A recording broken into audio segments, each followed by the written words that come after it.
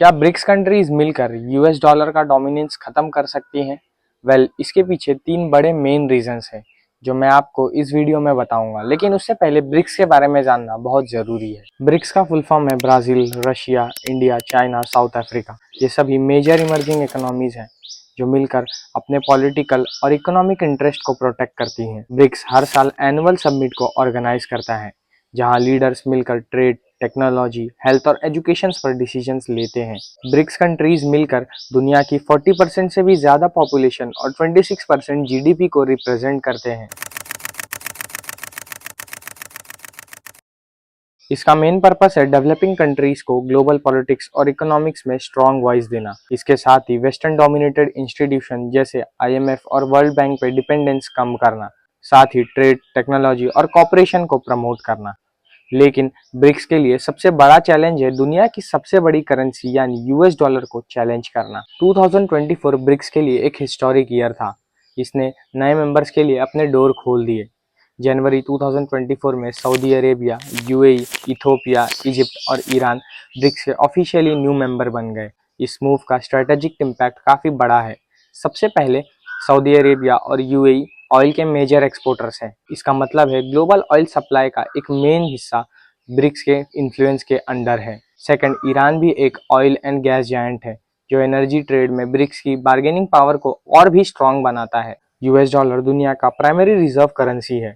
ज़्यादातर international trade, depth, oil deals सभी US dollars में होते हैं। लेकिन ब्रिक्स इस डोमिनेंस को तोड़ना चाहता है। अगर मेजर ऑयल एक्सपोर्टर्स जैसे सऊदी अरेबिया, यूएई, ईरान मिलकर अपने ऑयल्स को यूएसडी डॉलर्स के बजाय लोकल करेंसीज या फिर ब्रिक्स की कोई पर्सनल करेंसीज में बेचना शुरू कर दे, देन ग्लोबल मार्केट में यूएस डॉलर्स की डिमांड गिर सकती है। चाइना, इंडिया, रशिया पहले से ही अपने लोकल पार्टनर्स के साथ लोकल करेंसीज में ट्रांजैक्शन कर रहे हैं। इसका मतलब है सिस्टमेटिकली यूएस डॉलर्स की डिपेंडेंसी कम हो रही है। लेकिन इसका एक और सॉल्यूशन है। अगर ब्रिक्स मिलकर अपनी खुद का एक पेमेंट सिस्टम बना ले जिससे वो ट्रेड कर सकता है, जिससे उसे सपोर्ट मिले, देन यूएस डॉलर की डोमिनेंस को हम थोड़ा कम कर सकते हैं। डॉलर का एंड जल्दी पॉसिबल नहीं है। इसके पीछे कुछ सॉलिड रीजंस हैं। सबसे पहले trust and stability. US dollar दुनिया का सबसे सेफेस्ट एंड स्ट्रॉन्गेस्ट करेंसी माना जाता है even in economic crisis time. Second, deep markets. US के पास सबसे बड़े और liquid bond and stock markets हैं जिसका स्केल और कोई करेंसी मैच ही नहीं कर सकता।